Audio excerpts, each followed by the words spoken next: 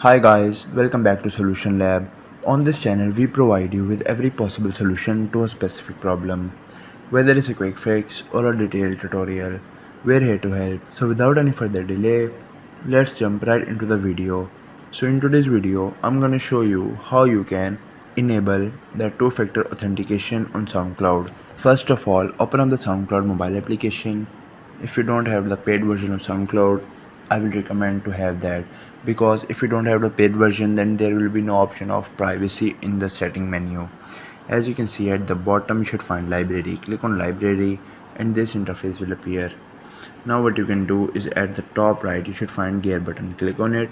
From here what you can do is you will find the option of privacy. Go to the privacy and there will be option of two-factor authentication.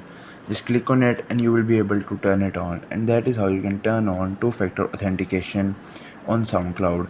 I hope this tutorial was helpful. If it was, please give it a thumbs up and consider subscribing to Solution Lab for more helpful tutorials. If you have any queries, leave them in the comments below. Till then, take care, see you next time.